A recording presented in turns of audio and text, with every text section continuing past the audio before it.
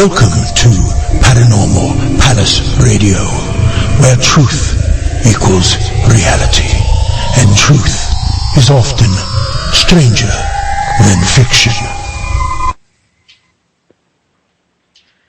Hello everyone, welcome to Paranormal Palace Radio. This is your host, Royce the Redneck Radio Man, and joining me tonight is going to be Michael Bastine and Mason Winfield, and we're going to talk about their newest book, Iroquois, and I'm probably pronouncing that word wrong, and I'm going to let them correct me on it, Supernatural. And this is about some of the folklore and the supernatural and paranormal folklore, or the natives here that had this folklore before we even come along, and some of it even to this here day. And I've read this book, and it's quite an interesting book, I might add, and I really recommend it to anybody. I can't really sit here and cover this in any one given setting, because for it to be almost 350 pages in a book, it's got a bunch of stuff packed in there, and it's one of those books you're going to have to read it several times to really get it to set, and it's one that you might want to use for reference. And well, I think it's great to have for campfire stories, or Halloween parties, and other occasions for that matter, and it's great for educational purposes as well.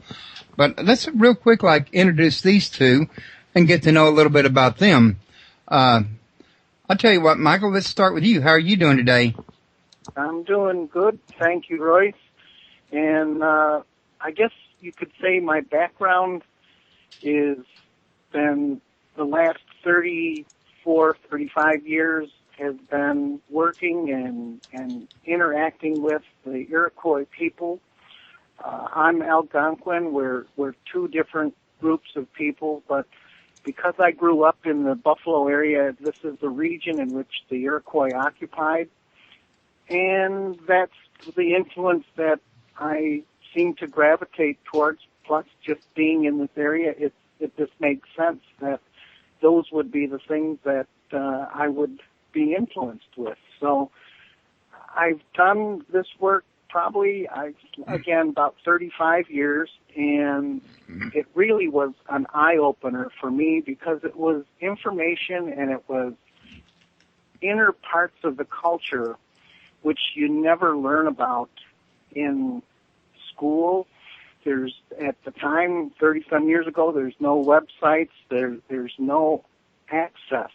And if people think that you pick that stuff up at a powwow, it really isn't where those things happen.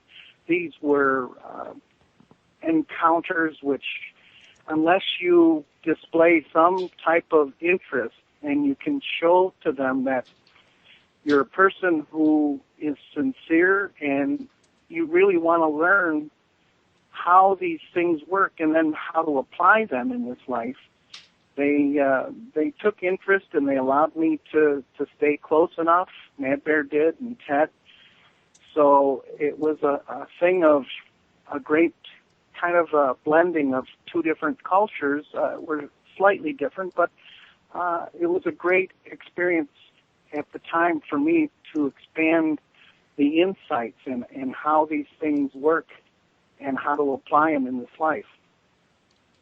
Well, I can imagine it was, and it really kind of dovetailed with the paranormal work you were already doing anyway, so I think that really kind of was a plus, don't you think? Yeah, it was. I guess the reference to this theme or this kind of a subject, it gets referred to as paranormal because it's not things that necessarily mainstream or the culture that's here would occupy most of their time with. It's actually an integrating of the spiritual teachings, but how they actually apply them and use all the parts of this creation, accessing different levels of energies and different life forces.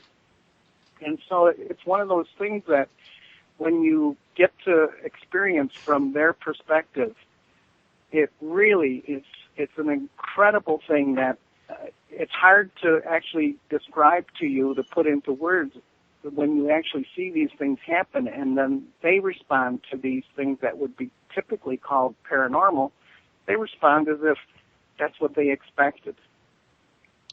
Well, I would just well imagine there, Mike, that your role in this here was probably pretty unique, given the fact that, well, on our radio show and a lot of other radio shows I've been to, you hear a lot about ghosts and witches and, you know, the regular lore that was brought over from England or occurred while we were here, tales of ghosts during the Civil War times, etc. But in my whole entire 5 years in this doing radio shows, this is my first time to have the Native American perspective. And, well, honestly, it's kind of an honor for me, being that I'm part Cherokee, to be able to, you know, view some of, you know, my roots where this here is concerned that I never learned about because I was growing up, you know, from the white end of it, in other words.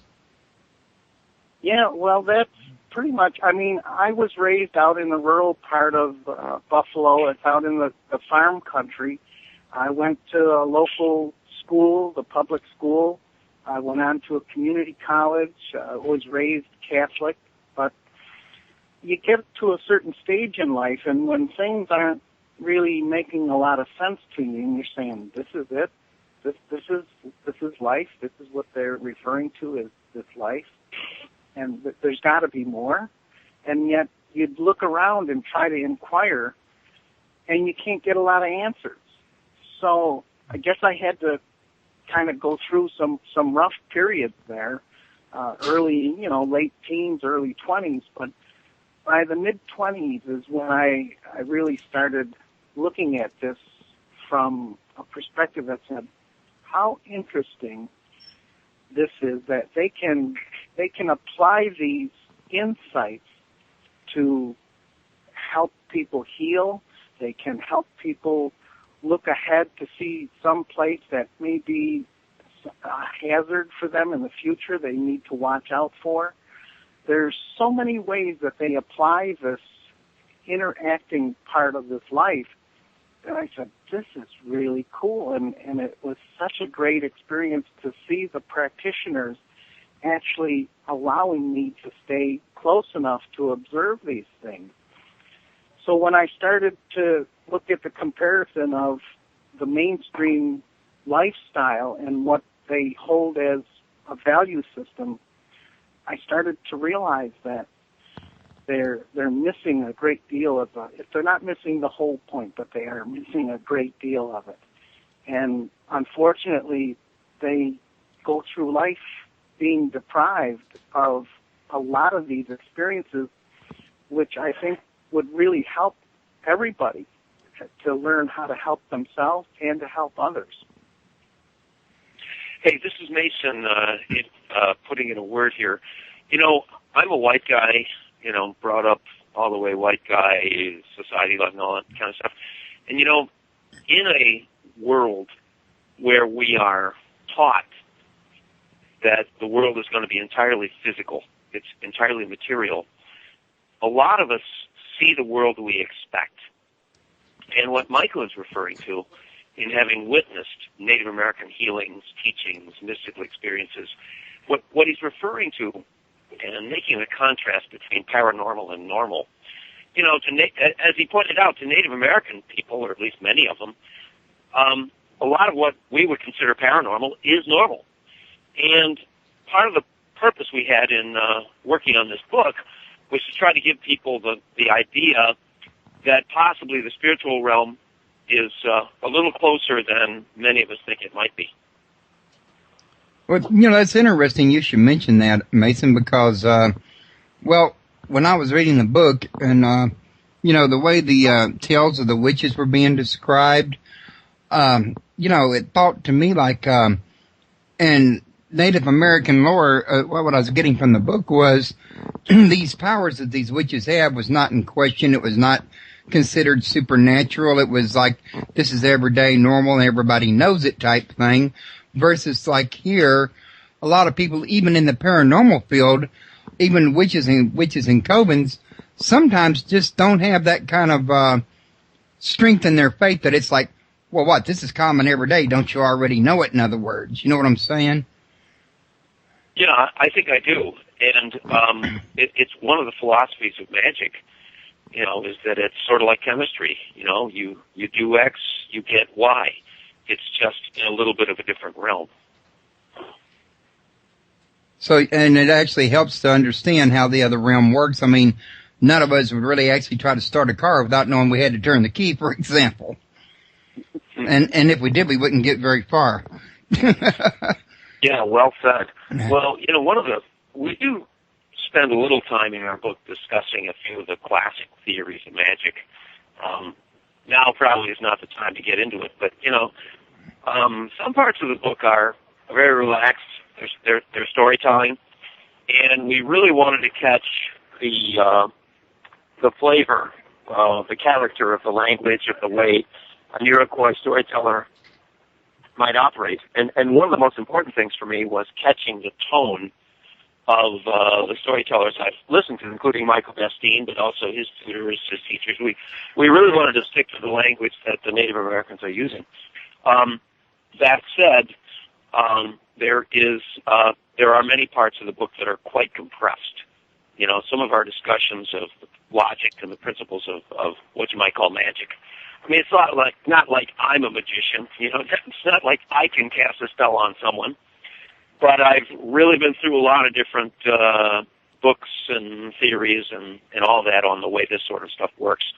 And it was important for me to try to be accurate as far as what an anthropologist or an ethnologist might say is the way the Iroquois occultists would have thought.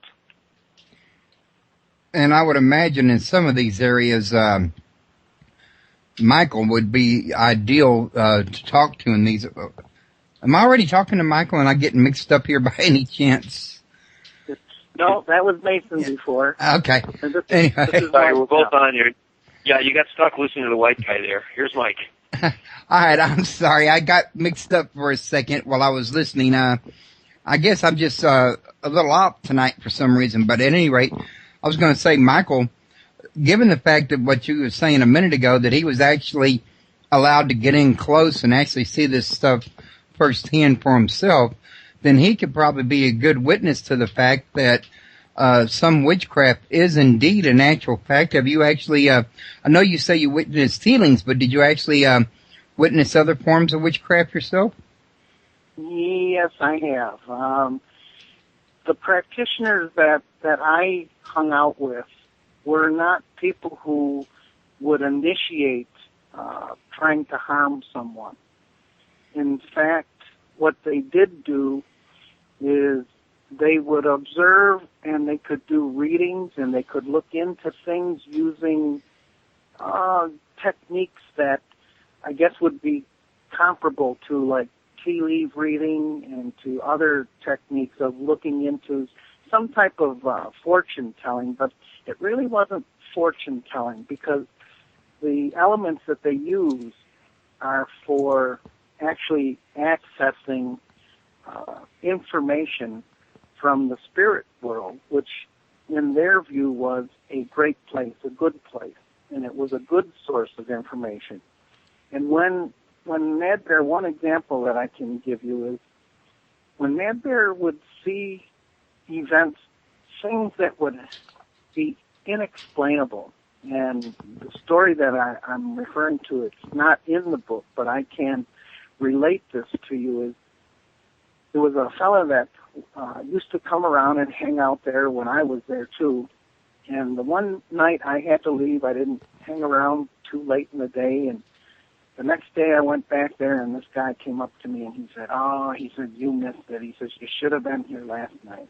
I said, wow, what happened? He said, he said, right around sunset, he said, this thing, and he said, I don't know how to describe the sound it made, and he said, the closest I can give you the way it looked to him, he said it looked like a flying liver. And he said it landed in Mad Bear's tree, and when Mad Bear saw it, he started to talk to it in Tuscarora.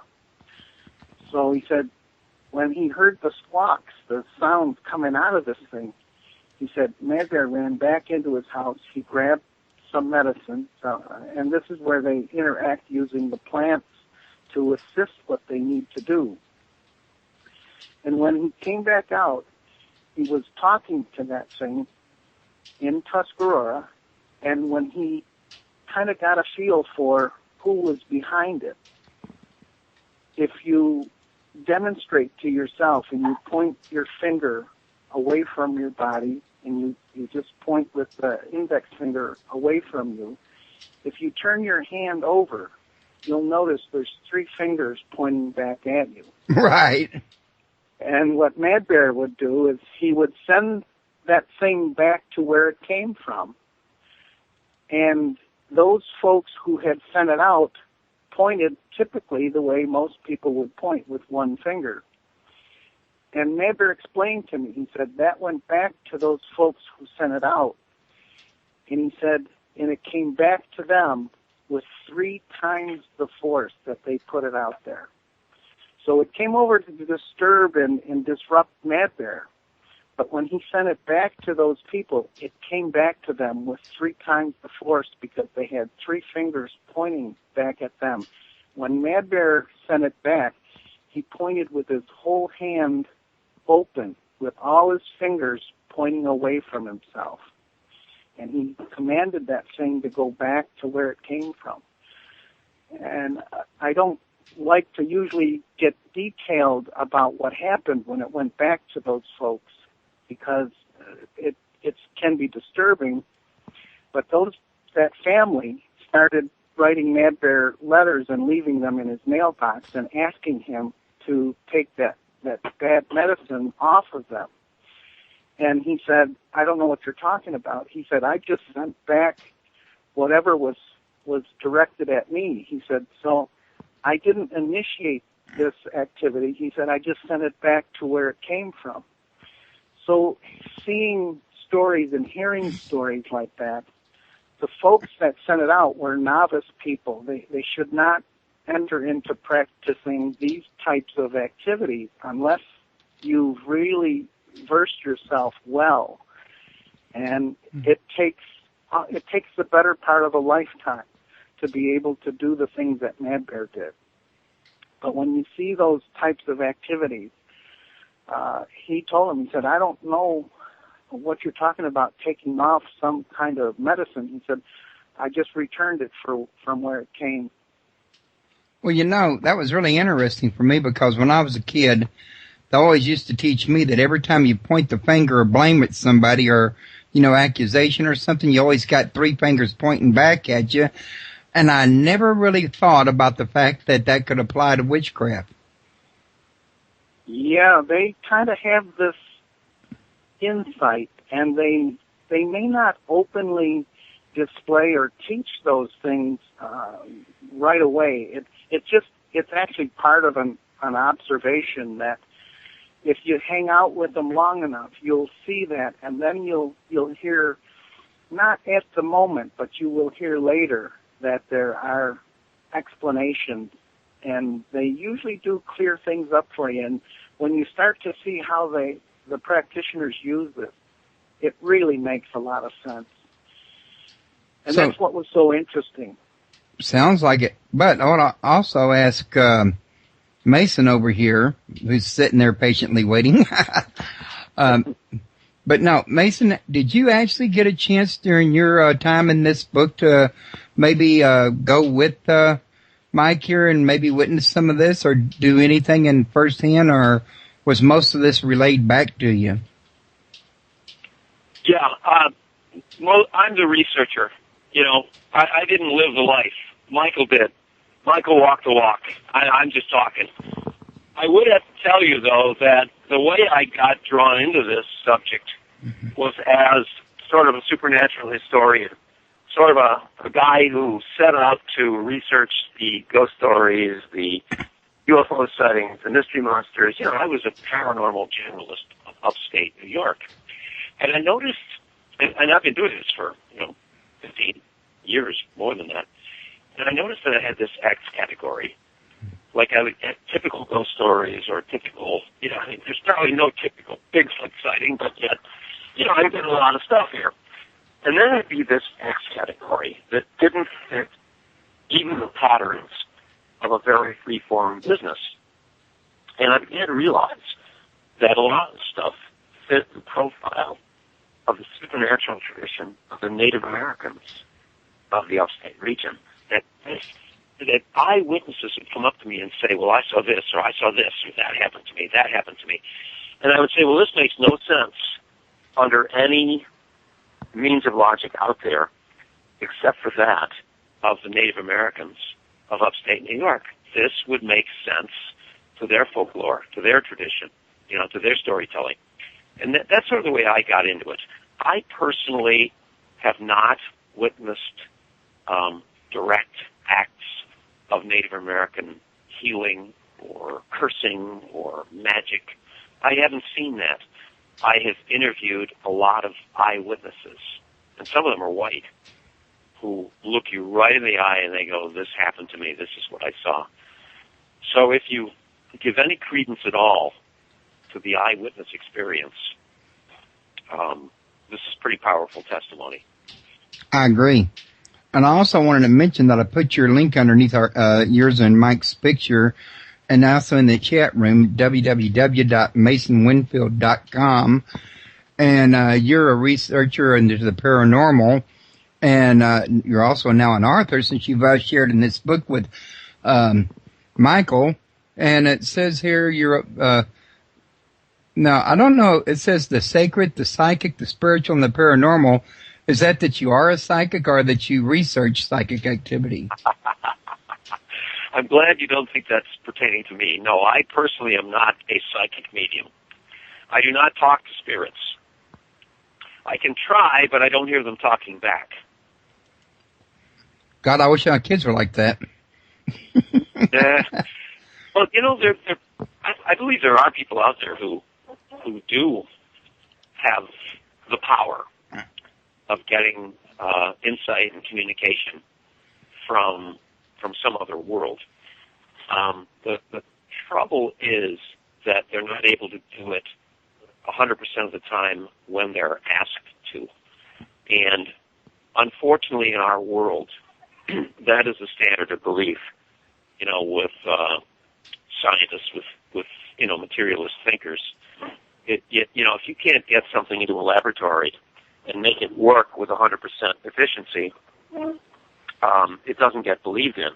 And, almost anything relating to the human organism, human beings, it's not going to work 100% of the time the same way. I mean, Michael Jordan didn't score 55 points every night, Well, I've never known anybody hit a home run every time they hit the ball. Yeah, but that doesn't mean baseball doesn't exist. Right. I mean, what about all the stuff the scientists do that it itself doesn't meet that same goal, but yet they parade that same goal? Well, when I'm involved in a debate with those guys, I want you on the stage with me. Me? And I want Michael there too, but you raised a good point. What's that, the part about theirs not always meeting the same standard? Well, sure. I think, this is probably off the track a little bit for the subject of our book, but I'm involved in many discussions with what you might call skeptics, but they're physicalists, materialist thinkers.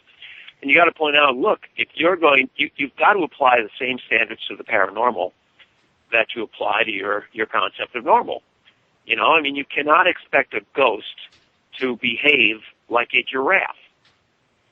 If a ghost is what it might remotely be thought to be, it's not going to act like a giraffe.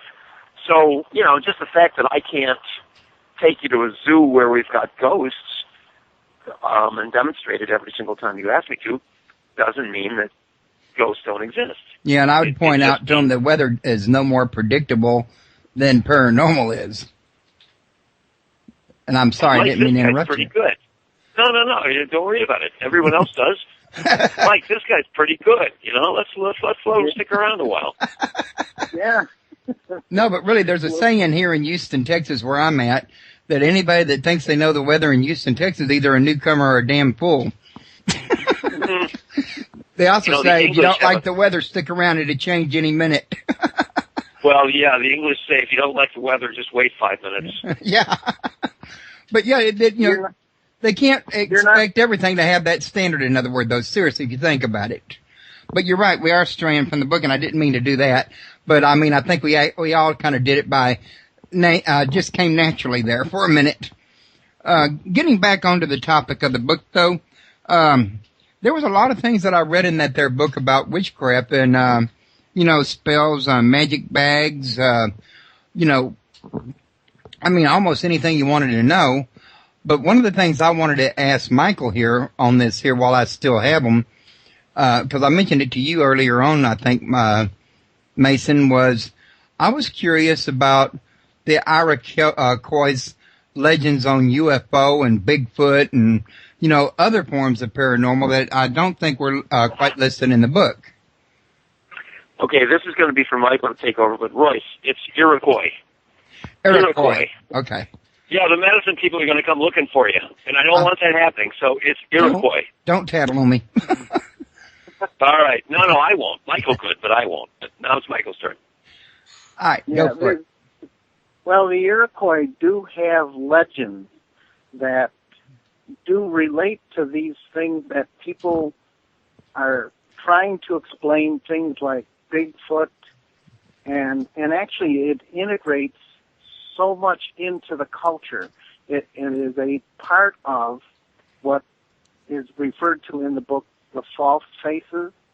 The false faces people would refer to those as masks. But the legend behind the most powerful false face that they have, it's called a hot dewey. And this hot dewey it's a false face, but if you look at the image of the face, it has the two eyes, it has the nose and the mouth, it has hair at the top like a humanoid type of being, but the nose is twisted off to the side. And the legend behind that is where the reference in there to the stone giants. And this is a part of their story of creation. And it says that this was one time period in which these beings were doing activities and working with the life forces on the planet. And this one particular stone giant took it upon himself to kind of develop these supernatural, paranormal activities, these activities that people could not normally do. And as he developed these powers, he actually felt so confident and so powerful that he wanted to show the Creator what he was able to do, what he had developed.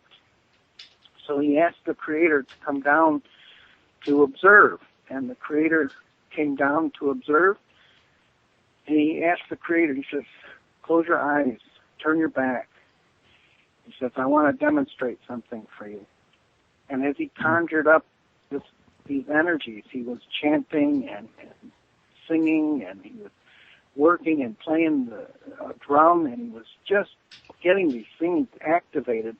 And the wind and the lightning picked up. It was so strong, it almost blew the stone giant over. It took him a good period of time, but he finally achieved this. And then he asked the Creator to take a look. And the Creator takes a look around, and all the trees, as far as you could see, were laying down. And he told the Creator, he says, wait, he says, that's not the better part. He says, you see that mountain over there? And the Creator told him, yeah. He says, close your eyes and turn your back again. So the Creator does that, and this stone giant conjures up again all these energies and elements, and getting this stuff activated, and the ground starts to shake now, and the wind is blowing harder than the last time, and the lightning is all around. And finally things calm down, and he tells the Creator, he says, now take a look. And the Creator looks, and the mountain had moved. And the Creator said, that's very impressive. He says, but it's my turn. He said, you close your eyes. He says, and you turn your back. And the stone giant barely just got his eyes closed and turned his back. And the Creator told him, he said, okay, now you take a look. And there was no wind, there was no chanting, no activating of anything. And when the stone giant went to turn, he was so close, the mountain was right at the side of his head. He bumped into it, and it twisted his nose off to the side. And the Creator told him, he says, because you have misused these powers, he said, I'm going to remove all of the stone giants from the planet. And the stone giant thought for a moment before the Creator could act. And he said, wait, he goes, if you would allow us to stay, he said, I learned my lesson. He said, if you will allow us to stay on the planet, he said, I will make this vow that we will never interfere with any of the human activities or their lives. He said, but we will watch over the land and waters. And he says, and we will protect the sacred places. So the Creator told him, you made your deal. He said, that's what you have to live to. And they say these days it's a remnant of the stone giant, but it's what they call Bigfoot. And that's why they don't come out and want to be seen, or they don't want to interact with people. There are rare occasions when they do, but they never take that interaction to a point where someone gets hurt. They're to avoid any type of interaction with the humans. And when you start hearing the stories from people who have had these encounters, they seem to have these abilities to teletransport themselves and to dematerialize and to just be in places to observe and protect it. But Mike, this is Mason interjecting. You know, you tell your stories a little slightly differently every single time, and that's one of the beautiful parts of them. But, you know, I never thought before until I heard you, tell that story. You know, the Bigfoot sightings in North America are very often associated with UFO places. And not only that, they are often also associated with ancient, sacred Native American sites. And the fact that you mentioned that they might be protectors, that they might be protectors of ancient sacredness, ancient sanctity, it fits right in. I was gonna. Yeah, go ahead, Mike. Yeah, that's part of what it seems to be the pattern. That when there are hunters or woodsmen, anyone that's out in the mountains, when they seem to have one of these encounters, these beings are not aggressive. But they can behave or display sounds that would certainly make most humans want to avoid having an encounter with them. And I think it's more like the hiss of a snake. It doesn't mean you're going to get bit, but it does mean caution. It means, listen, you're coming into an area that is to remain undisturbed, or if you're just passing through, it's okay, but don't hang out here because it's a place.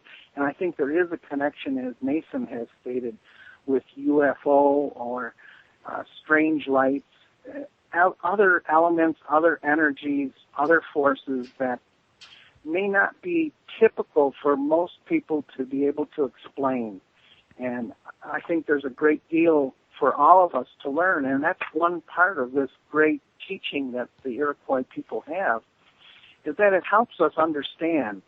And if we have the initiative to go a little further with it, to go beyond just the typical what people may report, maybe if we just camped out on the edge and we observed a certain area, we would start seeing why those places are considered sacred or why they need to be protected.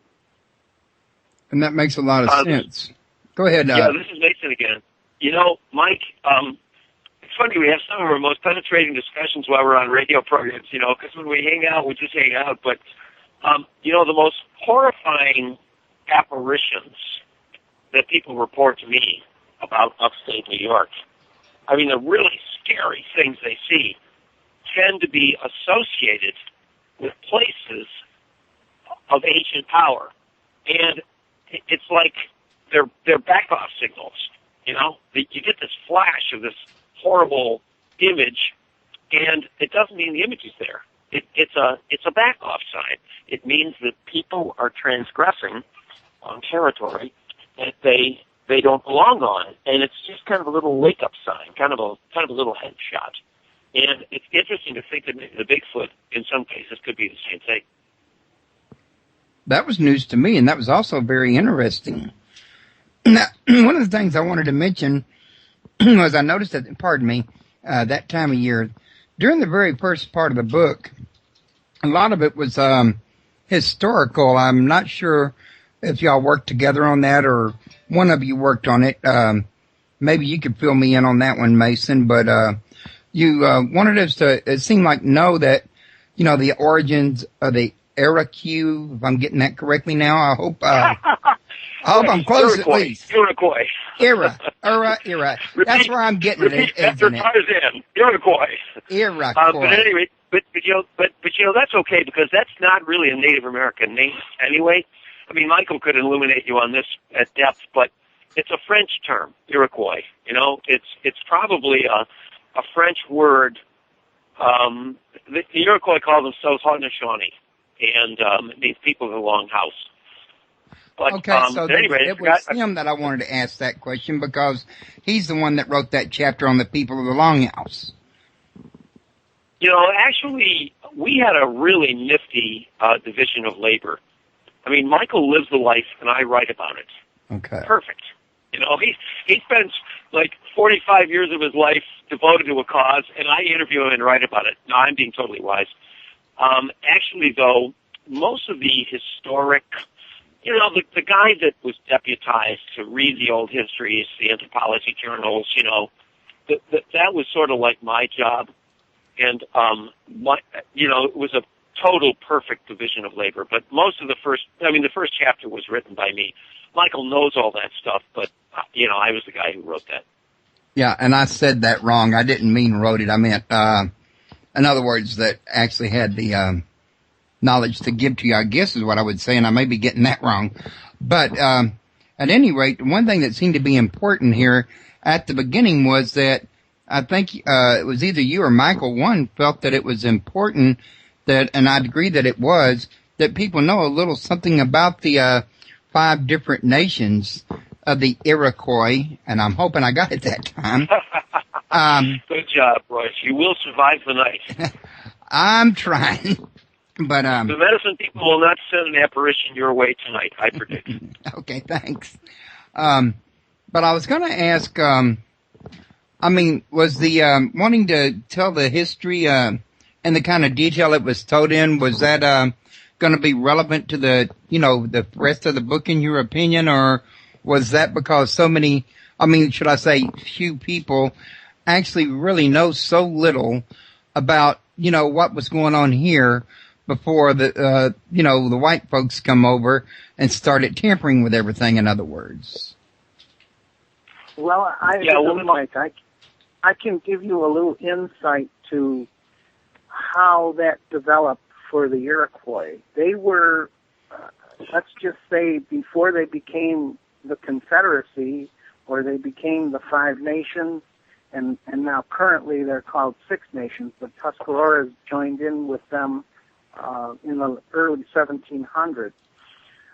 But that initial change that occurred for them was they shared a similar language, so they could understand each other, but they were really on separate wavelengths. They seemed like they would be easily provoked into skirmishes and not being able to see beyond this element that would tie them together. And what happened is there was a man who traveled across the Great Lakes, and he landed on the shores across Lake Ontario. And he came into this territory of northern New York State, and he started to just travel around, and he was just kind of observing and relating to these people about certain aspects of life that they could begin to develop, and it would make them recognized around the world, but not for making great statues or great monuments or any other kind of structures, but it was a development of what's available to the human. And if the human wanted to do this, it's available to them. And it's a blending of spiritual teachings. And when he finished traveling around and he brought those 5 nations together, they referred to this man as the peacemaker, because as he got them all to understand and saw that there was fighting before he got there, he asked them to all bring their weapons to central New York, which they call it Syracuse, New York now, but they call it Onondaga. And the Onondaga people were what they call the council firekeepers. And as they listened to him, they all brought their weapons to this point, and they dug a huge pit in front of this pine tree, this white pine. And he asked them if they would all throw their weapons into this pit, and they buried it. And he explained to them, he said, those were weapons that you used to hunt with, but you also used to kill other humans. He said, I'm going to ask you to go back to your villages, and he says, and make new weapons that you only use to hunt. You will no longer take human life with those weapons. And they listened to him. And they actually followed his instructions. And that's what was based on bringing this together. When you hear the words repeated, modern kind of history or the structure, the formation of this government, it didn't exist anywhere on the planet. A government for the people, by the people. And this is what they had developed, and that's the legacy. This is what makes the Iroquois stand out from any of the other native groups on North America, is that 5 separate tribes came together, developed nations, formatted this basis of a government, and it made so much sense. When I hear the history repeated from when Mad Bear would tell the history from the perspective of the Iroquois, it didn't match up to anything I learned in the schools. And yet it depicted all of the events that are being taught in school, but it was taught the way Mad Bear portrayed it. It made sense because it was a progression. You saw how these things came to be and then how it was used. And again, this is another part of the history, which if we had to go into all that, the book would be 1,000 pages or more. Oh, I can imagine just what I've seen so far. So, in Washington, D.C., when you look at the Capitol building, there's a statue up on the top of that white dome. Nobody seems to know who that is, except the Iroquois. It's a Delaware woman who, and this is how Mad Bear would tell the history, he said when they had finally defeated the British and they were ready to establish a government, they went to what they called the Continental Congress at that time. It was in what New York City area is. And they basically just imitated the Whigs and Tories because that's what came over from Europe. Well, that only lasted for a couple months, and then it just fell apart. So they moved a little further south, near what Philadelphia is today.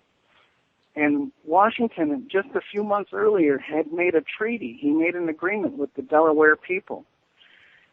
And it was supposed to be a bonding and a lasting treaty. But he was sending the soldiers and his troops in to march the Delaware off their land because they wanted to use Philadelphia and that surrounding area as the next place to start the government. And everybody knows that was when they were going to ring the Liberty Bell. Well, this woman, as she was being escorted by the troops off of her land, she stopped right in front of Washington and she looked him in the eye and she told him, she says, because of what you're doing and you're violating this agreement that we made with you, she said, your great bell of liberty will ring once and break, and the government will soon go into chaos again. And sure enough, they go to ring the bell, and it breaks. And sure enough, they go into chaos again. And what Washington recalled was when he was up in the New York State area, what a vast territory the Iroquois occupied, and how they remained as a unit. How did they do that? And so he sent the delegation that they claim wrote the Constitution. He sent that delegation up to New York to ask and inquire with the Iroquois, how did they do this? How was this able to be done? And so they showed them, and they toured, and they talked to them, and they said, this is how we do it. This is how it works. And he demonstrated using his hand with the 5 nations, and he says, in the center is our council fire.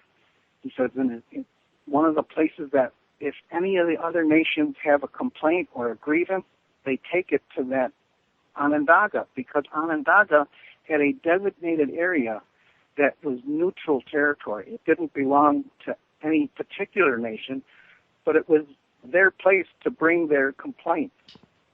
Well, then he started to see how it fit. They patterned the 13 colonies after the way the Iroquois. He said, you need to place your capital or your central location geographically in the middle of your nation or of what you are going to set up for a government. So that's what Washington, D.C. became. It was the District of Columbia. It doesn't belong to any state. It was neutral territory. And so they did pattern a lot of the traits and the foundation that the Iroquois used to establish the government. And for the people, by the people, that didn't come out of Germany or England. That was a unique demonstration of how you pick leaders on the qualities of being leaders. Not because they were royalty or because they were wealthy. You pick leaders because they're leaders. And this is how they demonstrated it. And they showed them. And they go, and by the way, they said, when a individual, when a human has these qualities to be a leader, they don't lose them after 4 years. And they said, once a leader is a leader, he's a leader for his whole life. And some people said, well, what happens if he turns bad at some part of his life? They said, don't worry, we have these safeguards put in place. They said he wouldn't last long at that position. They said he's allowed 3 mistakes. And they said upon the 3rd mistake, he's removed from that position by the clan mothers. And the clan mothers are actually the ones that put him in there. But he knows that, and he is counseled each time he would make a mistake. But they said if he made the 3rd mistake, they said it's almost like a disowning by the family, and the community would not recognize him as a member of the community anymore. They said if he had these people who he called friends prior to him being deposed or removed from office, they said they would continue having conversation and ignore his presence. And when you think about it, how long would you last in a community that knew you had been deposed? So there were great penalties or great restrictions placed on them to not mess up, not to become a bad leader. And they enforced it. That's one of the greater parts, is that it was enforced. It was not, well, we'll forgive them this time. They put them on notice and let them know. So you see, there's a lot more to the history and a lot more to what they held as a value system, which is not just integrated to the government, but it was a connection to being on good behavior for spiritual reasons, too. It says you have to display these elements if you want to interact with the spiritual part of life. Well, that's very interesting, especially since here 2 or 3 years ago, I had a guest on named Robert Hieronymus. You may or may not have heard of him, but he has done extensive research in this. He has a book out called I think it's The Secret Symbolism or the United Symbolism of America. And he talked to me on this show about how little most Americans know about the Native American involvement in our government in the early years of the forming and the founding. And he expressly mentioned the Iroquois. And I did say or at least I meant to say ear. I hope it sounded like that. No, you did great. But at any rate, he did mention them. This is Mason. I am exposed to conspiracy theory. Well, I mean, I don't mean to be stereotyping there, but a very good case can be made that the founding fathers, first of all, they were almost all of them Freemasons. And Freemasonry had a very big interest in the mystical traditions of the Native American societies they met. What their motives might have been, I'm not going to conjecture right now, but no, it's absolutely right that a very good case can be made for the fact that the founding fathers were exposed through their Freemasonry to the mysticism of the Iroquois, and that there could quite well have been that kind of interchange that has affected the design, the entire design of the United States. Well, there was a lot more questions, Mason, that I was wanting to ask Michael, but he's only got like 10 more minutes, and I realize he's got another show he has to do. You better ask him. I was just going to say, Michael, is there any chance that you got time to real quick, maybe share with somebody about, I understand according to your book there's two kinds of witches, and how you spot a witch. Is there too much in that for you to be able to share right now? Because we can do another show in the future if you like. I think we might have to save that one for a future show. But what I kind of skipped over in telling that little bit of history there was I mentioned that there's a statue on top of the Capitol building. And when Congress came together, when they established Congress, these people were so impressed with that Delaware woman that mentioned and confronted Washington. That is who is on the top of the Capitol building. And the Iroquois people, she actually relocated up near Niagara Falls in New York State here. And she actually lived with the Iroquois people in her final years. She finished her life out up here with the Iroquois. And see, they really appreciate and honor people who can respectfully address issues like this and point it out that, you know, you can make mistakes, but you better be ready to handle whatever comes your way if you are going to continue to live these mistakes. And we're convinced that if they could have come to their better senses, and like Mason said, the Freemasons are looking for these mysteries that exist within the Native community, well, then my question is, why did they try to destroy that so much during that period of time when they were saying, well, we need to occupy this land, and yet now they're trying to go back to find those mysteries or those hidden parts, and a great deal of it's still in existence. So it really is something that, you know, we could continue on with a future program. But I guess I'm just checking the clock here, and I really should excuse myself. Okay, that's fine. I understand. And Mike, I appreciate you joining us. And I'll get with Mason later. And I probably have an opening coming up in December. I'll send it to him if that's okay with you. That would be great. We'll okay. Yeah, that'd be really fun. That'd be much more relaxed month for me. Right, and maybe we can get a daytime show. It's easier to, devote more time to a daytime show. Sure thing.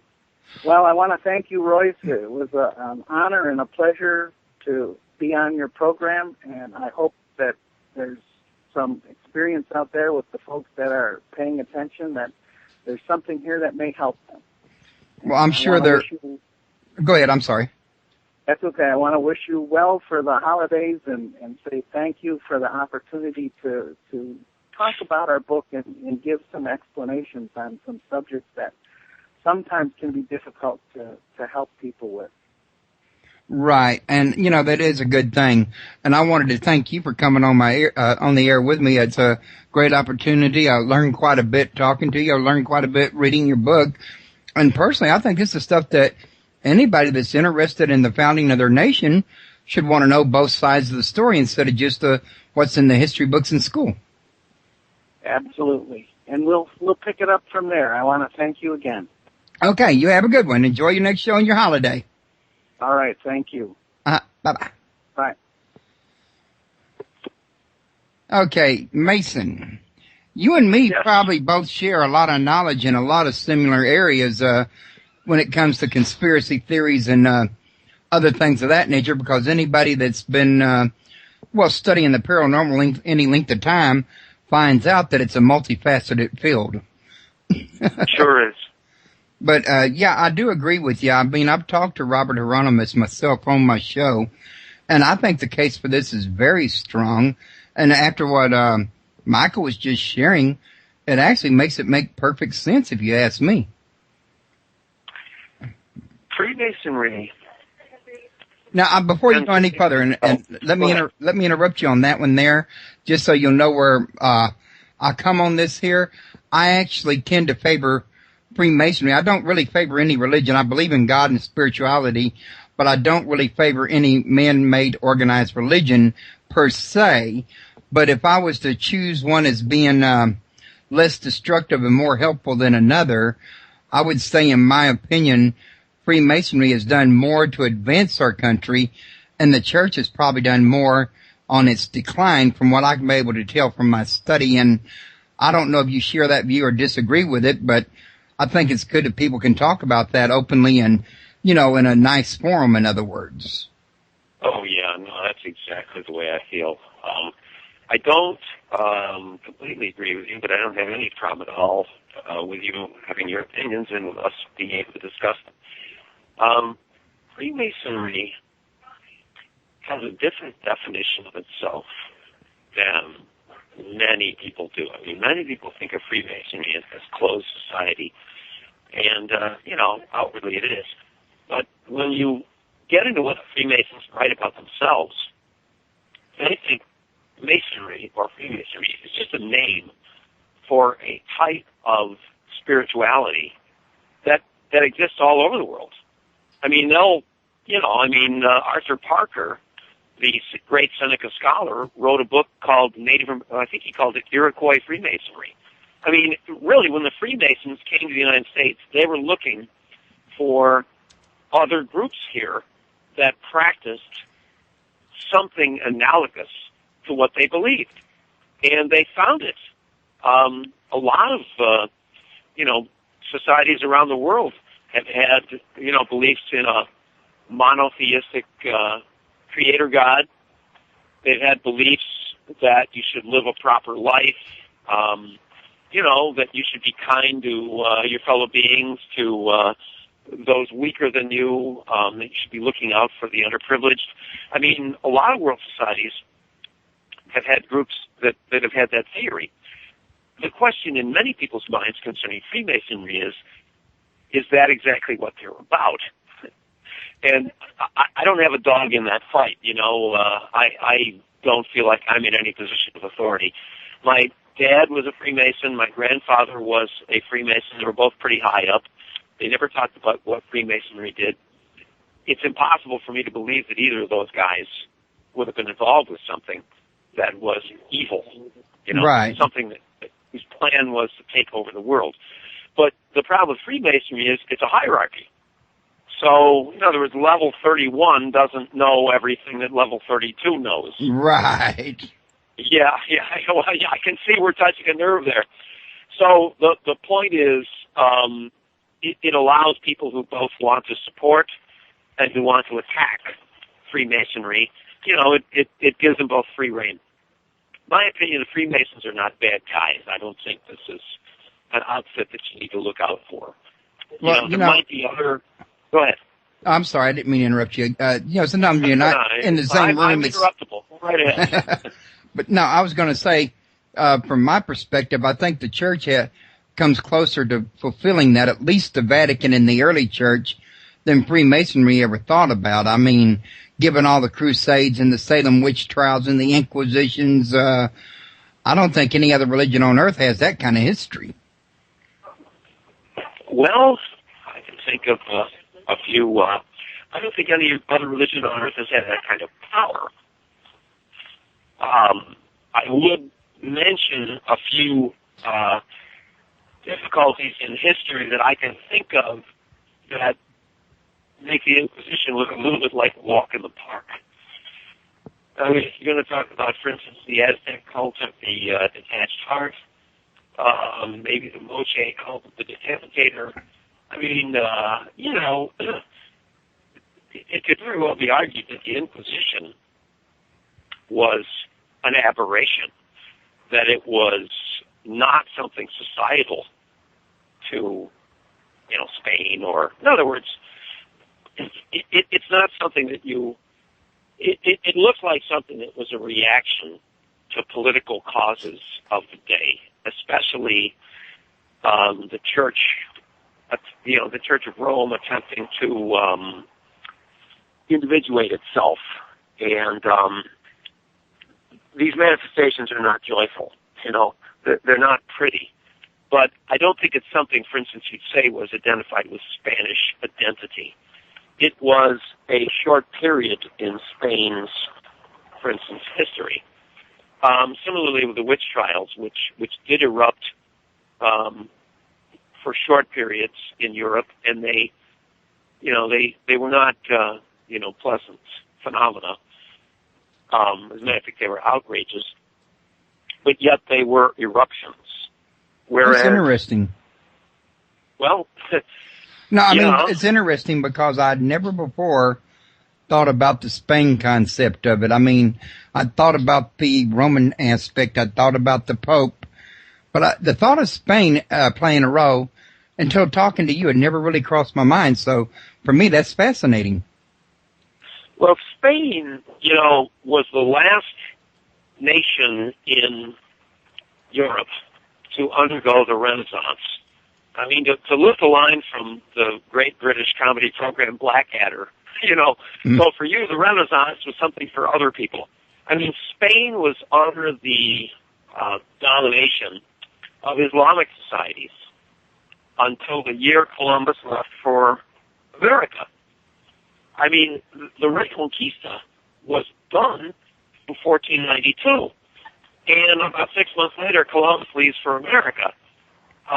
Spain was a fundamentally medieval country at the time the conquistadors arrived in Central and South America. So Spain was not really, it was sort of the poster child for bad behavior of Europe at that same time. I got to tell you that. And there's been a lot of ink spilled and a lot of thought poured into understanding the way the Spaniards treated the Native Americans they encountered in South America and in the Andean societies and in Central America. I'm not going to jump into that, but I am going to say that a lot of the things people say about history are not as simple as they like to make them out to be. So history's not a very black and white issue from your perspective. In other words, you can't just sit there and say, for example, that we can lay a lot of the evils of the world at the Vatican of the doorstep because, say, maybe there was more parties involved than just them, for example. Well, I mean, can you imagine, the Maya cult of ritual torture? I mean, can you imagine that taking over the world? I mean, come on. There are, in my opinion, a lot of the issues involving Christianity are due to its power. I don't see it as an evil religion. I think people are going to find a logic for everything that they want to do, and they're going to do this a long way back. I mean, for instance, during the Peloponnesian Wars of Greece, you've got basically an ally of Sparta deciding to try to overwhelm this tiny island that might have like 2,000 warriors to protect it. And Sparta, the Spartan emissary comes to them and goes, "Look, guys, we're going to take over your island. This is why we think it's logical." And the defenders of the island, they're going to debate with this guy and go, "Well, look, this is why we think we need to fight for ourselves." In other words, you might look at this as a point in time when it could be stereotyped as a bunch of cavemen hitting each other over the head with clubs. But the fact is that people throughout time that I know of through looking at documents, they've always tried to find a logic, a rationale to explain what they're doing. And maybe what they're going to do is exactly what they want to do anyway, but they're always going to look for a rationale. That's true. And instead of blaming Christianity for something that happened in history, why don't you blame the people who decided to do that? And they just, they were looking around for any ideology they could come up with that rationalized what they wanted to do. Well, to be honest with you, when I said earlier, I don't think I was really quite clear because I wasn't, I said I didn't care for religion as an organized, and that's probably where I led into this. While I don't care for religion as organized religion as a whole, I think it's flawed. I would not call any religion, even Christianity, as evil. But when I talked about the history, and I probably didn't break it down here, viewing back in the history, more specifically, it was the popes and the bishops of the day that were passing the papal bulls and the orders on this, and they're inquisitors. It wasn't really the actual church itself. And I understand that from my study, but I don't think I quite expressed it when I said that what I did a minute ago. Well, I think you're doing a pretty good job, Royce. I would also say, I know we're getting pretty far off the track of Iroquois supernaturalism. Yeah, so I was about to tell you we need to go back to that here in a minute. Yeah, all right. Let me put it like this. I made an armchair study of witchcraft. I mean, armchair. There are many experts around that are far greater than I am. But it does seem, and now we're steering back towards Iroquois supernaturalism, almost every world society of any development has had kind of a state-sponsored supernaturalism, and they call that religion. And then they've had kind of an out-group of supernaturalism, and that's what they call magic or witchcraft. And you don't just find this in Europe. You don't just find this with the witch trials. You find it virtually everywhere that I'm aware of. I mean, the Iroquois, they had a religion, and that was cool. And then they had witchcraft, and that wasn't cool. And it's, it's fairly similar everywhere. I think the Iroquois system for dealing with these situations was in some ways maybe a bit better than Europe at its worst. I mean, they had a trial. I mean, the Iroquois had a wonderful system of laws. I mean, everybody got their chance to stand up and talk, and they really were much to be admired for their legal code. But yet they had a supernaturalism that was considered out. And I would say that maybe the way to sort this out. The Iroquois had two big metaphysical concepts here. The first one I would call orenda. Now, orenda is a word that appears to be pan-Iroquoian. It looks like every Iroquois nation had this word, as far as I've been able to determine. And the word orenda kind of means the force of life. It's very analogous to other force of life words in other societies. I mean, it's not going to be identical, but it's analogous to, mana, prana, chi, Star Wars, the films. There's a real good motif, real good comparison for that, the force. I mean, it's kind of neutral. The force is out there, and it animates everything in the world. It is the force of life, the force of thought, the force of nature. It's also the force of magic. But when you take this force that the Iroquois call orenda, and I mean a great medicine man, or woman, a great healer, can use orenda to heal people. They might be able to use orenda to turn the course of events in a way that would be positive for their nation or for the entire world. But suppose somebody who was skilled in the manipulation of orenda, suppose that person decided to use it selfishly. Suppose instead of trying to help the society or the world or an individual sufferer, suppose that person decided to use Orenda to take vengeance upon a personal enemy. Suppose they wanted to try to use it to steal power and privilege from someone else. Well, in that case, the Orenda would probably have a different term, because you've got to twist it from its natural course to do that. At that point, you would call it Akan, which, or at least, forgive my pronunciation, but it's probably something like that. And this was the force of malicious witchcraft, Akan. And it seems like both Orenda and Akan could be projected into inanimate objects. So in other words, if you find a beautiful jewel, you find this lovely crystal, and you put your hand on it, and it feels wonderful, and you've got this wonderful healing crystal. Well, that, you would probably say, has got a lot of Orenda in it. But suppose an occultist has spent a lot of time focusing negative Orenda, turning a force, and projecting that into an object like a witch bag or whatever. Well, this thing has got Akan in it, and this force can act very negatively. If this object is like buried under your house, or it just happens to be out in your field or in a cemetery or whatever, and people come in contact with that, they're going to start to suffer. And forgive my lengthy diatribe, but it appears to be that medicine people and healers are working with Orenda. People who curse, people who practice witchcraft, they are working with Akan. Well, I find it very interesting that you should mention that, because that was one of the really, really, really, at any rate, sections in the book where you described that at. I found that very fascinating, because one of the first things I thought about was the fact that, you might describe it like water.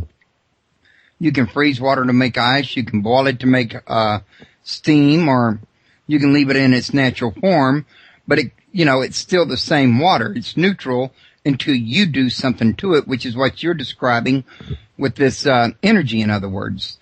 The same principle exists. You are a very perceptive reader, Royce. You're a very good reader. That's sort of the way I look at it. And as a guy who basically came at this from a perspective of researching ghost stories, it's all energy. Right, that's what I was getting at. Like, it's all, witchcraft is all energy and the manipulation of energy, in other words. Yeah, and it's not the energy that's bad, and it may not be anything that's bad. It's the way it hits you that day. I mean, we've got I'm the founder of a ghost walk company. We do ghost walks at little towns, and we charge people to come, and we put them in their pockets, and we walk away chuckling. But one of the sites on our ghost walk in Lewiston, New York, which is near the coast of Niagara Falls, it's a B&B, and it's got a certain room. And a few people will walk into this room, and they'll go, oh, it's wonderful. Oh, I got to stay here.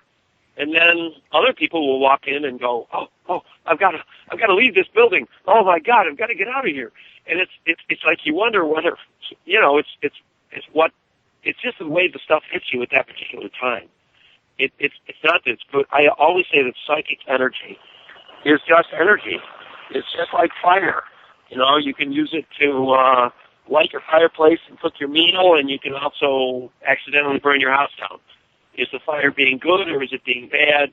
It's just the way it works. And I think that about psychic energy, too. I think the same could probably be said for ghostly energy as well. It's just a matter probably of how the deceased people are actually manipulating it from their end. You are looking at this much more in the way of a spiritualist than I tend to. I think a little more like a parapsychologist when it comes to ghost stories and ghostly energy. I am not a parapsychologist, but I am exposed to the logic of parapsychology. Okay. Yep. And until something that I freely believe is a spirit walks up, looks at me, shakes my hand, introduces itself, tells me what it's doing, I will not tell someone else what that spirit has on its mind. got to be honest with you, that is the way I try to look at it. And I may have my personal beliefs, which are, you know, a little more metaphysical than what I'm telling you. But in other words, if I can't prove something to you, I'm not going to tell you it's the truth. And I think that's the best way. Well, I try to. And as a ghost guy who does many a lecture and a talk on the subject of ghosts, I rebel a little bit against a lot of what I'm seeing and hearing on television because, you know, there isn't really any evidence that a ghost and a spirit are the same thing. I mean, a ghost is a vision. Ghosts are apparitions. They're, you know, they're just things you see. And a spirit, well, I think I've got one in me, and I think you've got one in you. What's mine look like? I mean, hopefully it looks like I did when I was 25, you know, and I was ripped and I was lifting weights, and you know, I mean, I'd like it to look like that when it gets out of me and I no longer need it. You know, well, that was 25 years ago for me. Yeah, but you know, the long and short of it is, when it comes, you know, what I need to add is that the Iroquois do not seem to believe that a ghost is a spirit. That's interesting. What do they believe? Well, yeah, it is. I mean, you're going to have trouble getting an Iroquois medicine person to sit down with you and confide in you about matters of depth spirituality. But when you sort through their storytelling, you know, their stories, their renditions, the things eyewitnesses tell you, you really come to the conclusion that a ghost might not be the intelligent part of a human being who's out of body, if you know what I mean by that. I mean, it's like when you look at most of the eyewitness ghost stories that Iroquois people tell you, the ghost is not acting intelligently. It's like it's a leftover of the living human being. And the spirit, you know, the intelligent part of that human being is somewhere else. It's no longer on earth. It's up with the Great Spirit, you know, up with the Creator. And ironically, when you look at the ghosts of parapsychology, in other words, the ghosts that parapsychologists have documented through interviewing eyewitnesses, that's the way those apparitions seem to behave too. So it's funny that the Iroquois and the best parapsychologists tend to look at the subject the same way. That's very interesting because I've had some parapsychologists on my show recently, and they were saying similar things to me.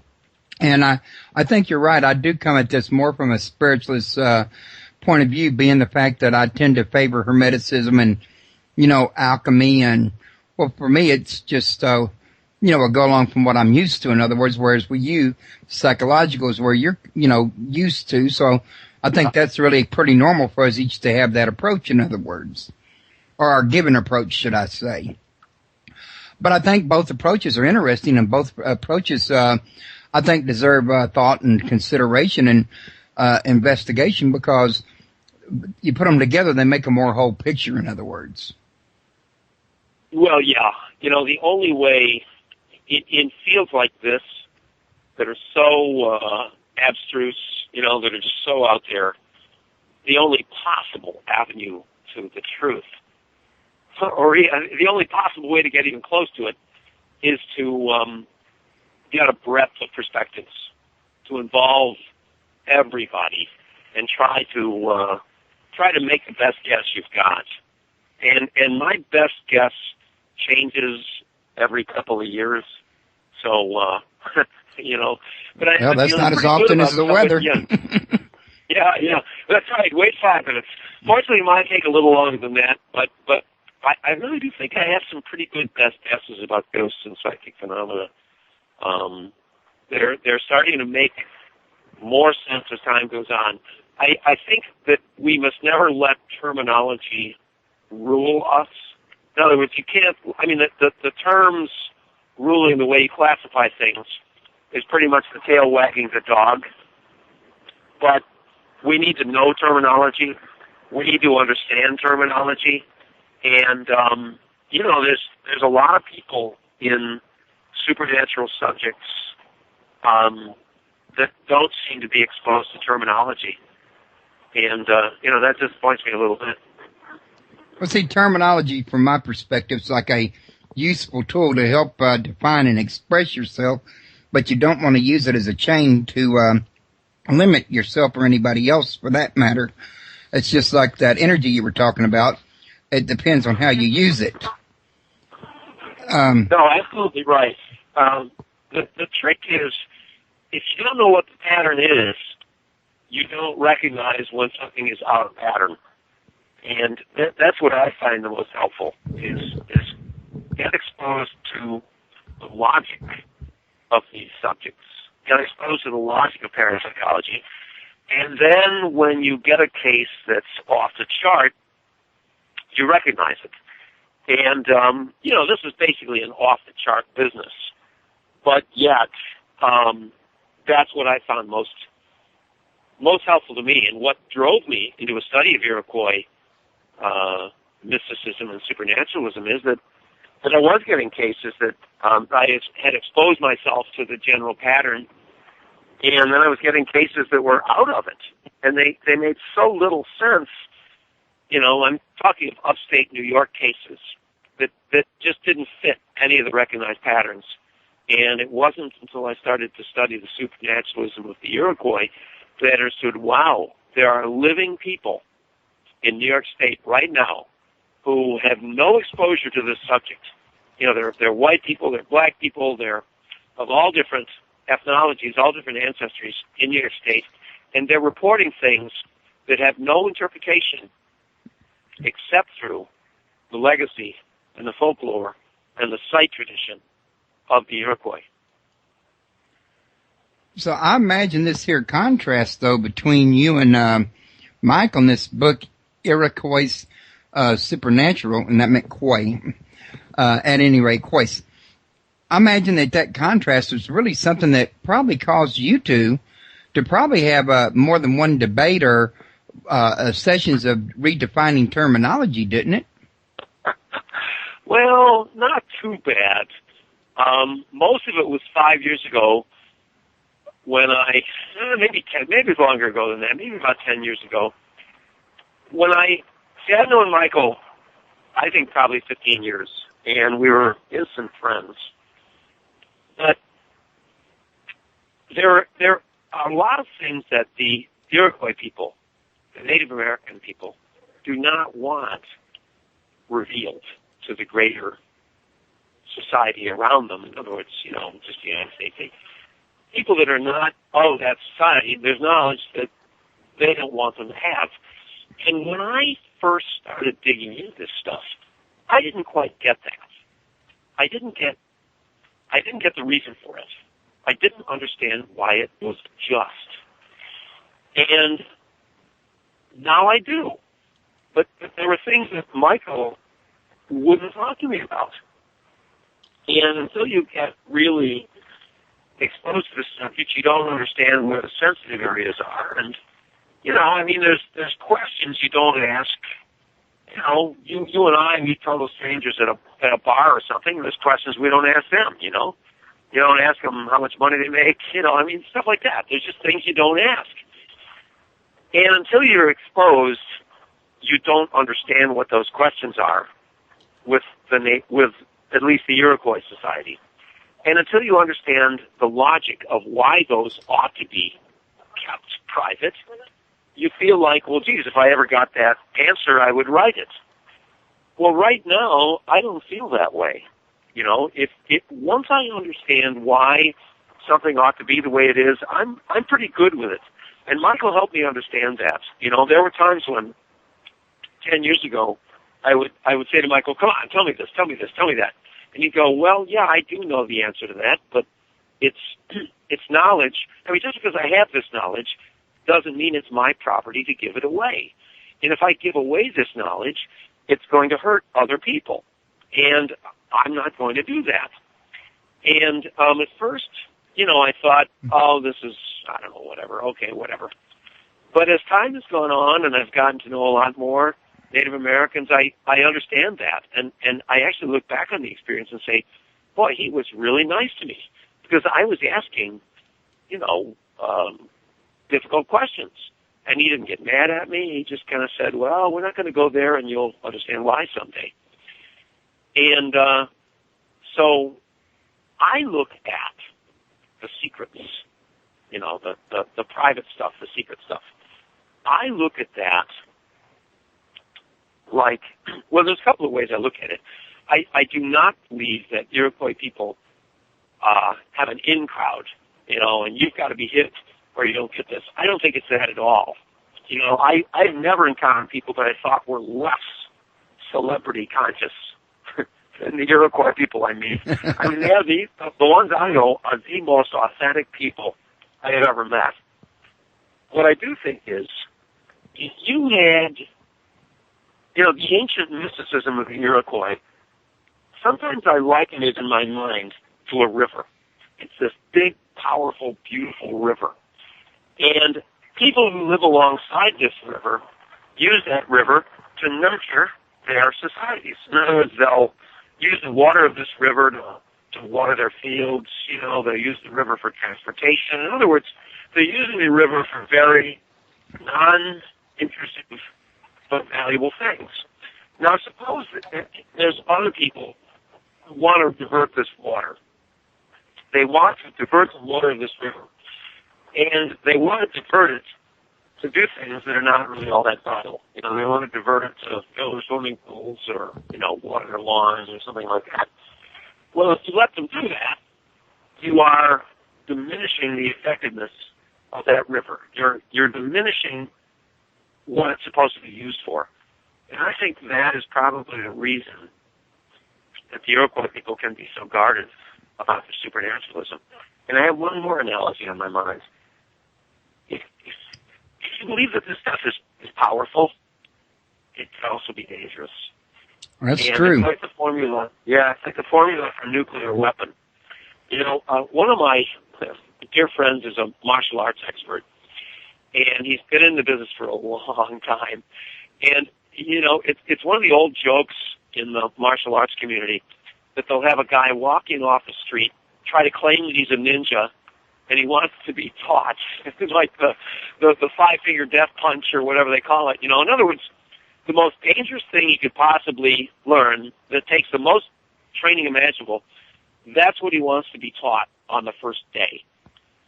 And it's like you don't want to trust people with this kind of power if you don't know that they've got the responsibility to handle it. It's like the formula for a nuclear weapon. You don't want that floating around.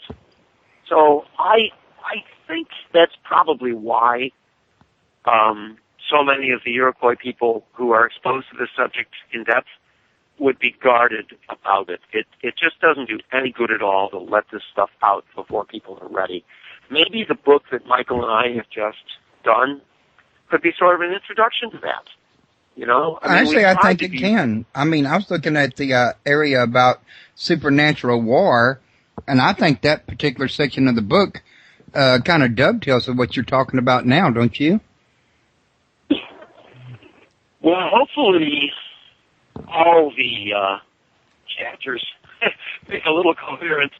But, that particular chapter, the categories are not always easy to establish in supernatural areas, And that particular chapter, we were trying to sort out the actions of, how shall I put it, negative energy, that is cursing. How do we sort that out from the action of an individual witch who gets mad at you? So earlier chapters were about cases where one witch gets mad at you, and that person has invoked the power of magic, and, they're going to go after you until you're pushing up daisies or until you figure out some way out of it. But there does appear to be another type of supernaturally caused blight, and that was what the chapter Supernatural War was devoted to. It's cases where the energy of of a landscape, or maybe even an entire nation, will get mobilized and bedevil individuals. And the cases I came up with where that happened, at least the ones I can talk about, are the ones that ended up in that chapter. I'm not sure it's the same thing. I think some of these curses that I wrote about in that chapter, Supernatural War, I think some of those are almost involuntary. It's like it's like there's this radioactive dump here, and 20,000 years from now, that's still going to be powerful.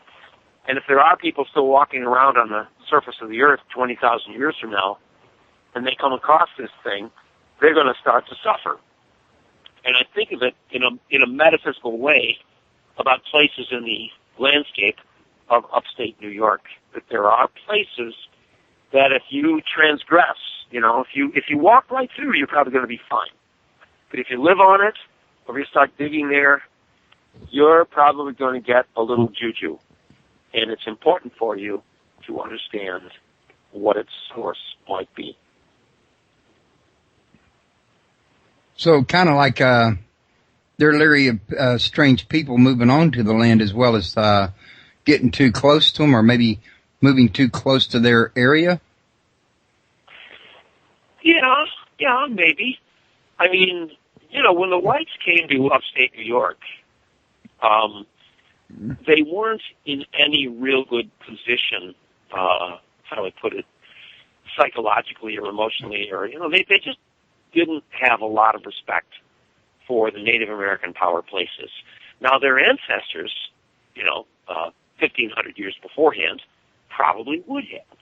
But by the time the whites came to North America, they had already been barraged by both the Roman Empire and by Christianity. And I don't mean to,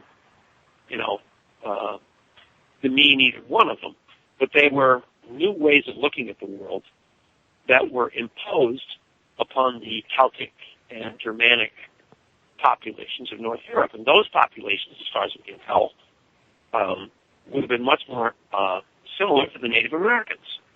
They would have revered landscape, just in a shorthand. They would have been much more connected to the Native Americans than the Europeans who encountered them. Therefore, once the Native Americans were basically driven off their land, there were places in the landscape that Native Americans would have liked to live, and there were places that no one would have dared to live. And the whites wouldn't have had a clue. So you could have your Rite Aid pharmacy, to which you go every day to work, in a strip mall, and that strip mall could be built on top of one of these powerful places. And you might not have a clue. Even if you read my book, you might not have a clue. Our book, Michael's in my book, because a lot of these traditions are totally lost. I don't think anyone could have worked harder than I did to try to identify these powerful places. And it's a sign that a lot of them just aren't obtainable. We really don't know anymore the local site tradition of some of these places. Only the most prominent, only the ones that have been preserved in the histories and in the oral folklore are in our book. Well, there's a lot of those. Just for the most powerful, I'd hate to think what kind of book you'd take to, mention the ones that were, less so, in other words, because, there's a lot of short stories in here, for example. One of the things that I didn't get a chance to talk about now was when I had it on my tongue just a minute ago, was one of the things you mentioned. Well, you were just now talking about power spaces and them not being, recognized, but I was going to mention for the sake of the listeners that the book also talks about other things as well, as healers and witches and power places, but it also talks about talking animals, I think it said here. Yeah. Now that's a very that's a very interesting subject in a way. I've always been fascinated by the margin between what's totally folklore and what might be fact. I mean, when you interview an eyewitness who says, I saw this, that doesn't make it fact, but it's testimony. And never forget that we're living in a society that values testimony. I mean, one eyewitness outside of certain Brentwood, California condominium has sent the real murderer of my wife and uncle, or whatever. In other words, our society really values eyewitness testimony. And then we come to something paranormal, and all of a sudden we just, we don't value it, because we've got this idea that certain subjects don't exist, and anyone who's telling you they saw them is crazy. And then we've got this idea that other subjects are reasonable, and so we'll accept testimony on those. But the line between something that's totally folklore and totally fact, I had never thought until, recent years how significant that would be. For instance, I was doing interviews in upstate New York. Anyone I could talk to about a ghost story. I do 1,000 interviews a year, I'm sure, if not more than that. And every once in a while, I'd get an X story.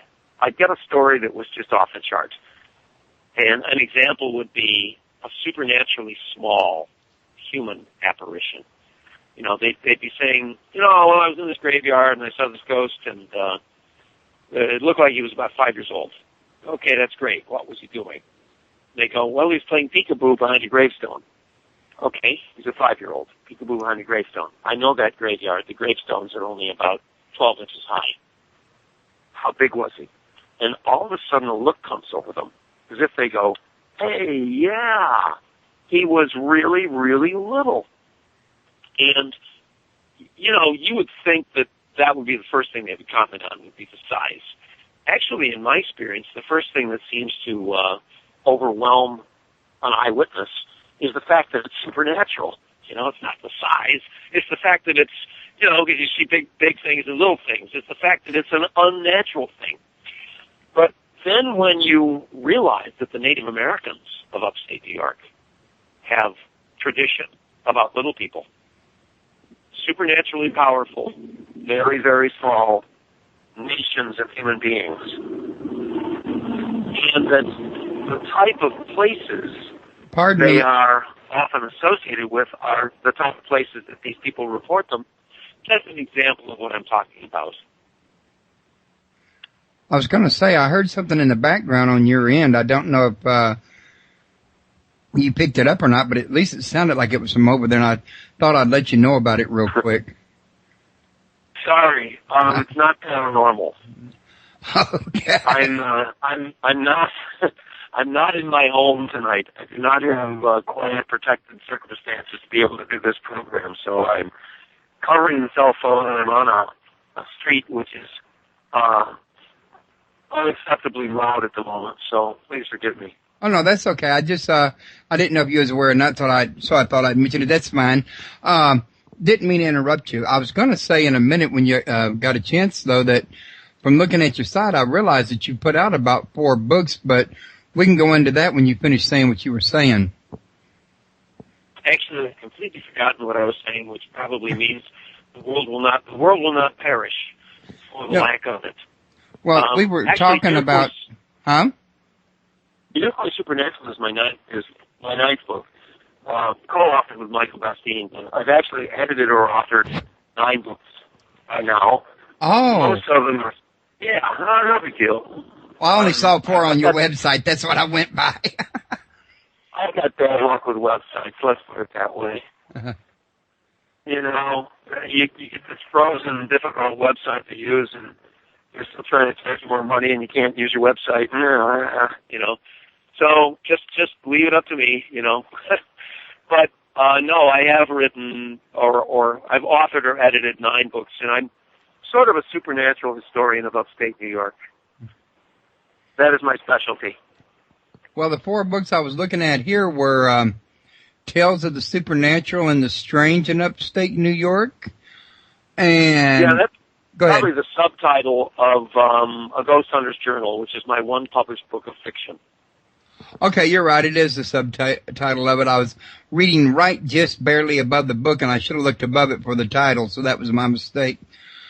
And then we got Spirits of the Great Hill, More Haunted Sites and Ancient Mysteries of Upstate New York. Yeah. And we got, go ahead. Yeah, that's a sequel to Shadows of the Western Door, my first book.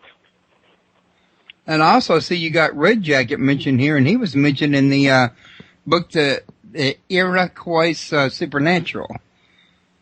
So, Well, yeah, Red Jacket was a great orator and a great hero to the Seneca. Now, the Seneca are the Iroquois nation who occupied Western New York, which is where Mike and I are from. But, you know, Red Jacket was kind of controversial, but he was a genius. He was, you know, one of the most brilliant men of his age. And, you know, among the people from the 19th century that I would love to go back and meet, Red Jacket would certainly be in the top 10. He was a mystical figure, too. He was actually accused of witchcraft a couple times. I'm not sure. Personally, I don't think he was a witch or an occultist, because witchcraft accusations could be used as political tools. You know, if you could get somebody accused and condemned of witchcraft, you know, you got them knocked off that way, and it was much easier than doing it yourself. So, but yeah, Red Jacket's a pretty good ghost too. His ghost is reported in a number of places around Western New York. well, you know what's fascinating about what you're talking about there that I didn't mention earlier is the fact that from reading your book, I got the definite, distinct impression that in the Iroquois nations, witchcraft could be a more punishable offense than actually killing somebody, depending on the circumstances. You are absolutely right, Royce. And once again, you've proved that you're a good reader of literature.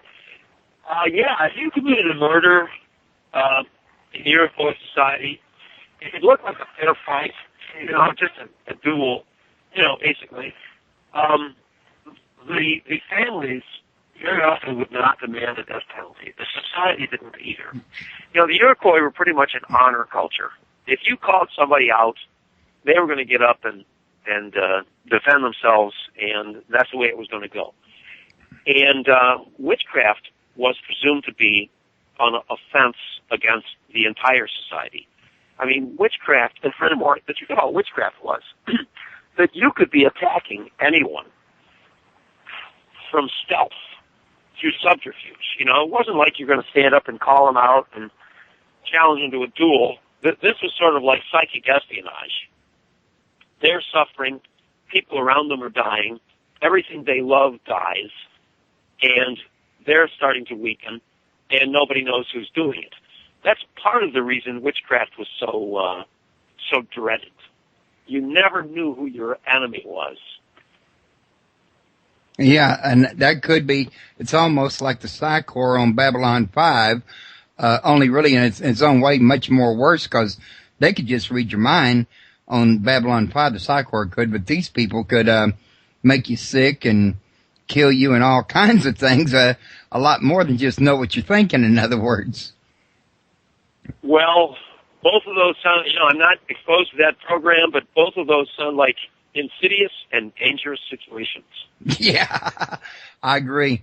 Now, another one of the books up here that I was getting away from was Shadows on the Western Door and Haunted Sites and Ancient... Oh, I think I just said that one, didn't I? Ancient Upstate... No, that's actually... That's my first book. Both my first and my third are similarly subtitled. Okay, that's why. Shadows of the Western Door, my first book published in 1997, that book has changed my life. It really did sort of put me on the local map. The book has done very well. It's gone through multiple editions.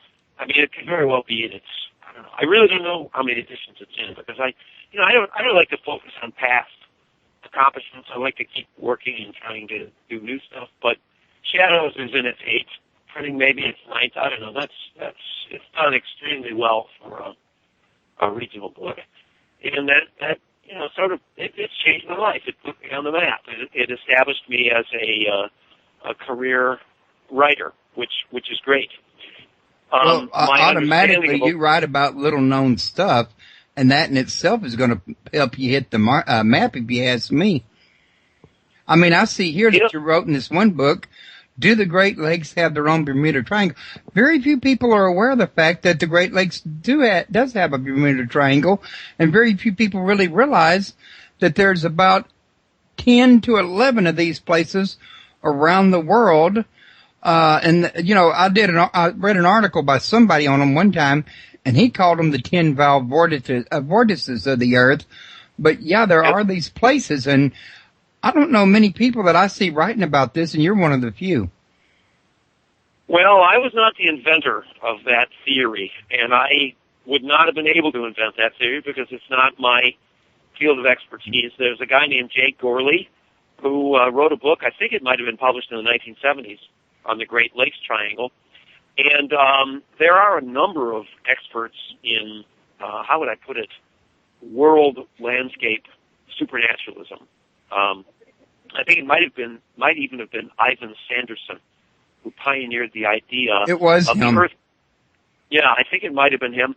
And the fact that the Earth might be crystalline, that underneath this globe we envision when we think of the Earth, there might be a crystalline structure, and that there's certain, maybe the dodecahedron. I've had, some contact with people who specialize in this, and that there might be certain intersections that are vortices, you would call them, that are vile vortices. And there's a lot of disasters that happen in a radius of these vortices. The Bermuda Triangle might be on one of them. Well, I tell you what, it was Ivan Stevenson that I heard done it, so you're probably more than likely right if we both picked up the same source as the originator. But it was very interesting reading, and the fact that you write about it, even if you didn't originate it, and very few do, well, it kind of, most people go to the bookshop, they'd look at the back of the book, they'd see that, and I want to know more about that. So to me, it seems like, writing about little known things is one thing that probably really helps you out a lot.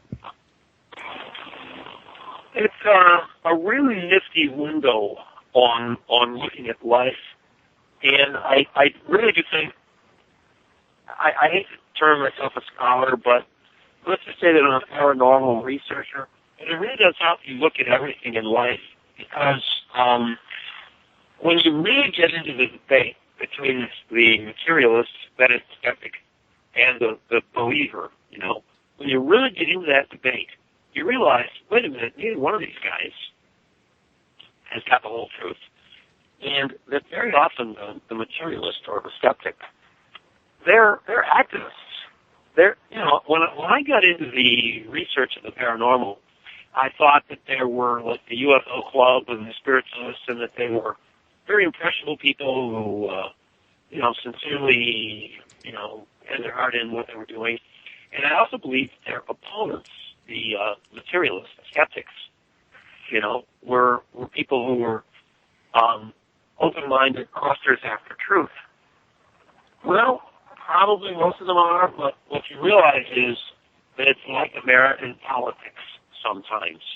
You've got very well-funded, I kid you not, you've got very well-funded people on both sides of the situation arguing their points.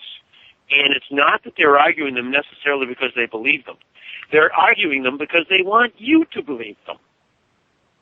Both sides.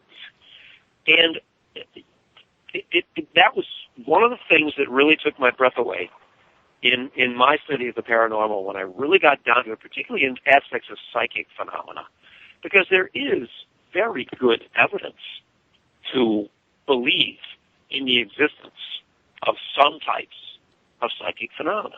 There is very good evidence to believe in poltergeist cases. I don't know why anybody doesn't admit it anymore. Whatever's causing it is the problem. Understanding these situations completely is the problem.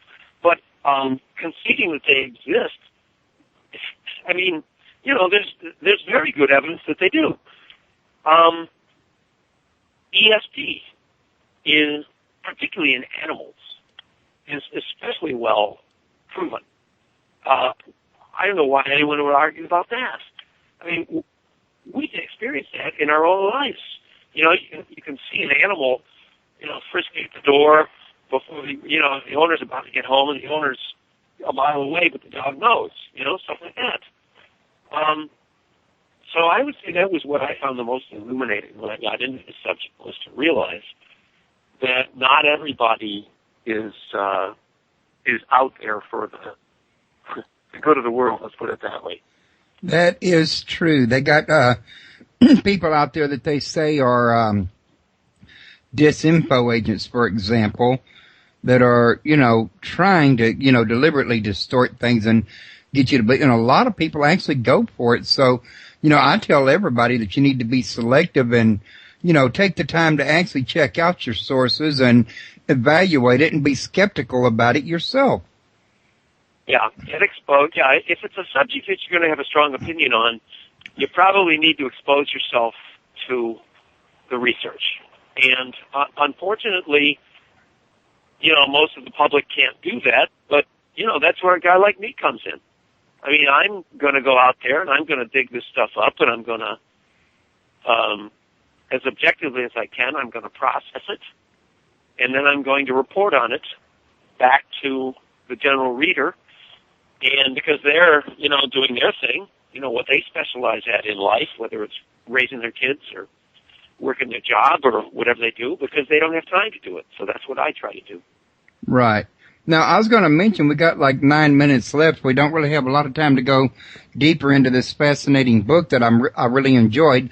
But I wanted to give you a chance to, if you had any last minute thoughts, or you or Mike have any events coming up, to share that with my audience real quick. Well, we're upstate guys. We're upstate New Yorkers. Michael is going to be teaching a course on animal totems and animal magic, animal wisdom. Those who have looked at our chapter called Talking Animals, not only are there stories in there about apparently enchanted animals who appear to have the power of speech, but there's also stories about the kinds of messages that we all can or should be getting from the natural animals around us. And Michael's going to be teaching a monthly course. Just Sunday afternoons, maybe about 1 and 3, we think, once a month.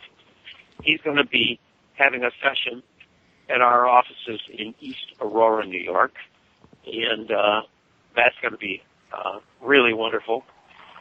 And I personally, I'm the founder of a Ghost Walks company.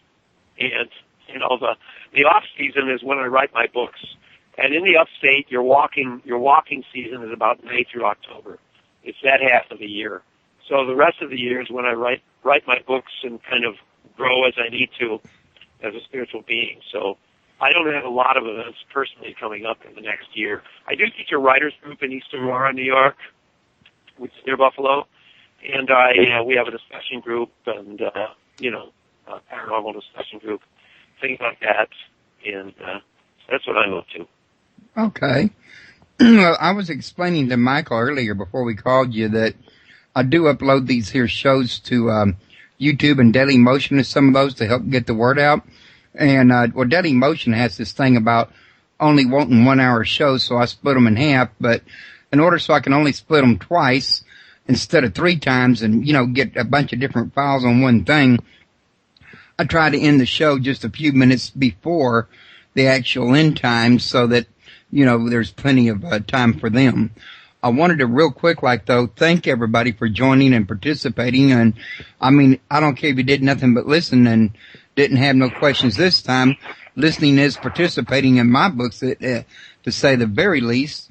And I couldn't have a show without my listeners. You're what makes the whole thing possible, you and the guests. I'm just a person that provides a platform, you might say. And I also want to invite everybody to come back tomorrow. I don't usually have shows except for Tuesdays and Saturdays, but this has been my busy season and it ends this week. But tomorrow I'm going to be talking to Savannah Ariana, and she's the author of a book called Light Worker, and we're going to be discussing people doing light work and what she has to say about it in her book.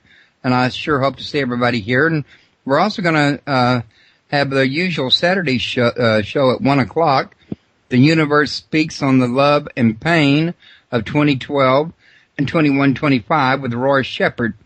And, well, Mason, I got to tell you, I wish I had a chance to ask Mike while he was on the air about the Iroquois and their beliefs about 2012, if they have any. I know that really originated with the Mayans, but I thought perhaps other cultures might know something about it. But we can perhaps go into that since we've got 5 minutes left. I don't have time to now. But could you briefly tell me? You should do a whole show with Michael on 2012. I was right. He did have something to say. Oh, he's all over 2012. Furthermore, his attitudes have changed a bit.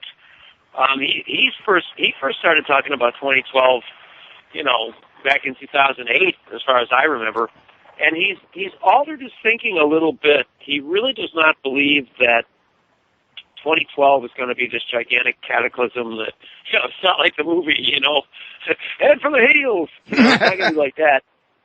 But he does believe that it's going to be the inauguration of a shift. But, if you're big on 2012, you really ought to do a show with Michael. He would love it. He really feels like it's his civic duty to communicate what he can about 2012 with anyone who will listen.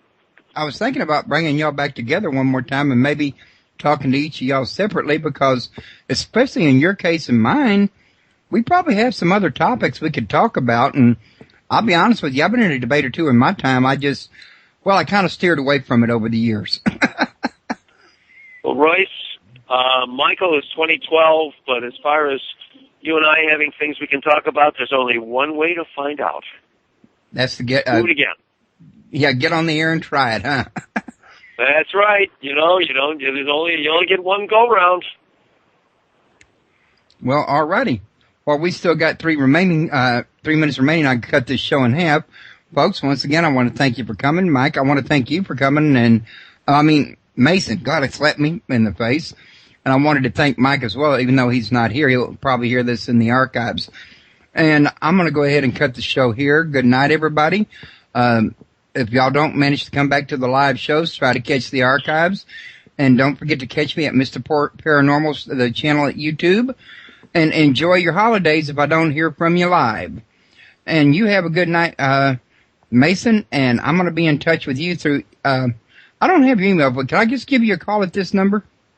Anytime, Royce. Be my pleasure. Okay, doke. You have a good night then. And good night, folks. See you down the road.